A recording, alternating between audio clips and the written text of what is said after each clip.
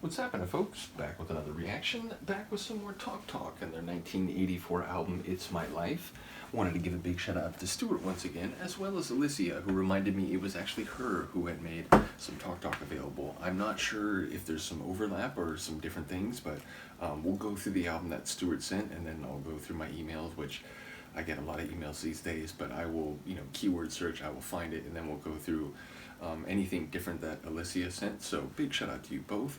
I really did enjoy the first track from this group, and it's weird, I listened to a lot of synth-based music growing up, and even as I got older and I got into punk rock and techno and so on, I still retained not only some continuing interests, like Depeche Mode perhaps more notably than any other, but I always remained sympathetic to the music I remembered hearing a lot in my youth, and always, was sort of checking in on some of the names I knew. I'd hear like an Erasure track, or I'd hear like a tune from that era, and I always enjoyed, but there are a few groups I started going through, including Red Flag is another example, where I just never ever heard the name. Alphaville would be another example until I started that deep dive.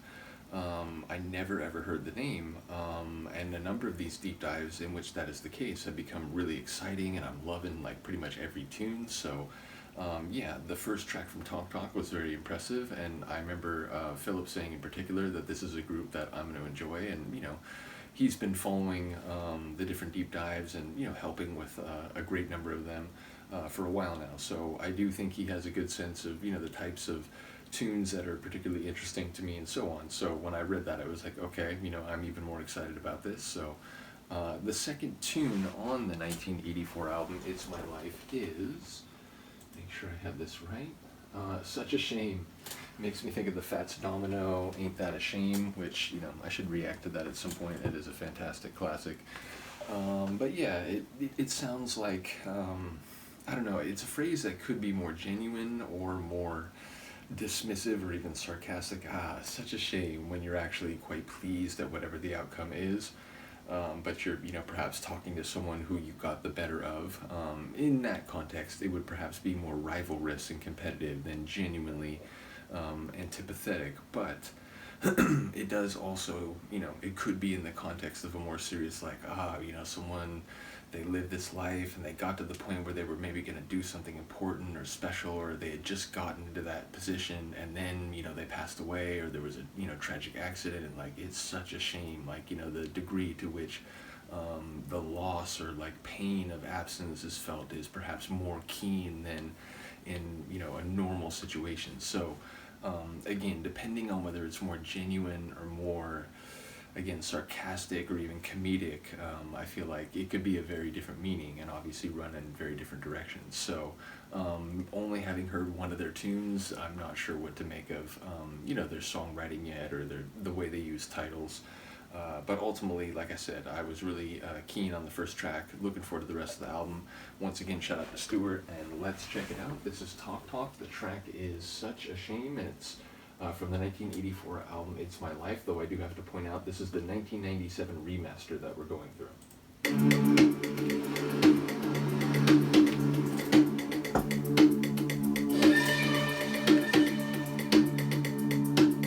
The dramatic, suspenseful even.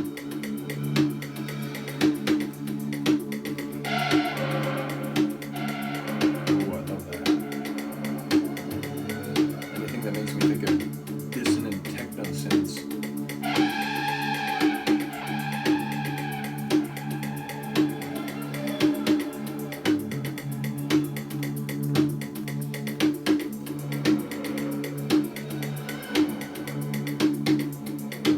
A bit tribal, a bit of like a maritime rhythm almost, sort of flowing back and forth.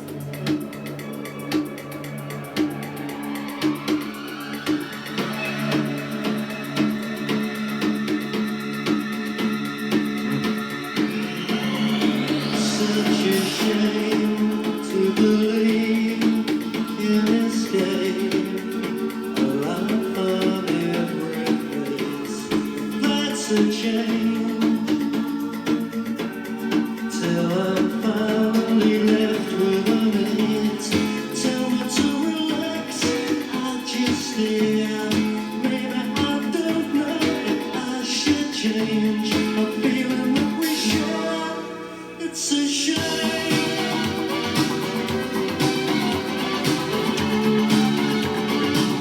Such a shame. Nobody will break. Oh yeah. Oh It's a yeah. shame.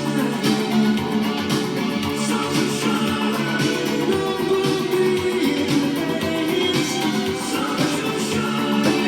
This eagerness to change.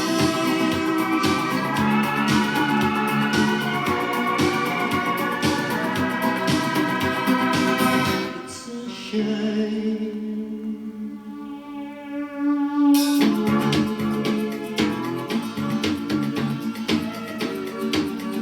The dust inside my face.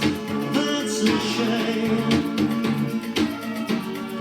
In these trembling hands, my faith tells me to react.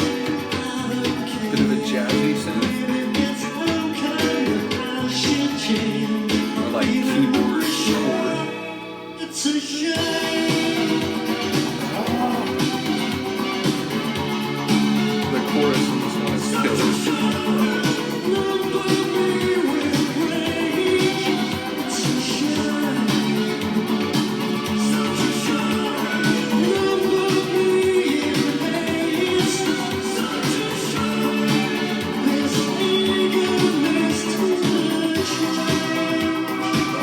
Love that. That reminds me of something right there. Such a shame. That whole riff.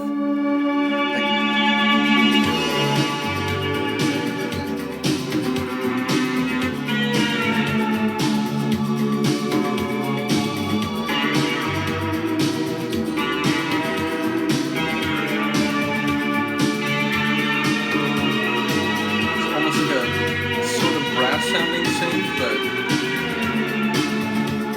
it's also very smooth and wavy.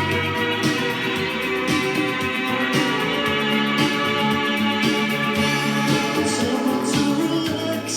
I just feel. Maybe I don't know if I should change. I'm feeling what we share. It's a shame. I mean, the verses are cool. I dig the verses, but the chorus in this one is the like. Nobody will break. It's a shame. Such a shame. Nobody erase. It's a shame. Such a shame. Run across my name. It's a shame. Such a shame. Nobody erase. Such a shame. This eagerness to change. This eagerness to I still can't catch that last word. That part, what is it making me think of? I think it's like every time I see you fall and I get down on my knees and pray, something like that. Like it's making me think of some other track, that one little riff. Such a shame.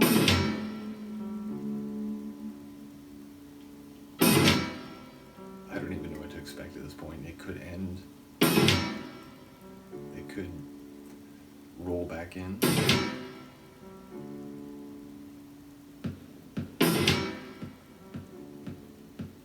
Little muffled kick.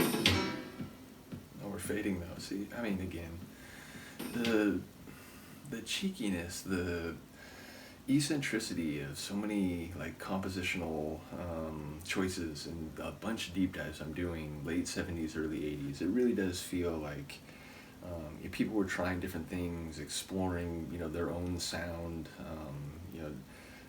doing things that are perhaps like cheeky, but also, non-conventional, non-standard. So yeah, I enjoyed that end, even though it was like, I felt in limbo. I wasn't sure what was happening. But again, it's funny, there's a lot of tunes I've been going through recently where, the whole track is enjoyable, but sometimes, like, I'm thinking of 2 or 3 recently where I'm like, oh, but I particularly love the sound of the verses. Like, the verses had this really cool sonic configuration. And this one, again, nothing wrong with the verses, but it was flipped. It was that chorus, which it would just, like, burst into life, and just, you know, up the energy and the intensity and the like epic quality of the track. So again, cool tune. I did not catch enough to figure what is happening thematically. Yeah, like little bits and pieces, but always like missing like one key word at the end of a line or something. So curious to hear what people will say about this one. But yeah, sonically a really cool ride, and you know, just continuing my sense that in that like 80s like vintage but like really creative and again eccentric synth world, this is going to be another really exciting journey. So again, shout out to Stuart, shout out to Elyssia, shout out to Philip I mentioned, who, you know, like pointed me in the direction like this is definitely something cool. So looking forward to it. Do let me know what you think. I will see you next time. Peace.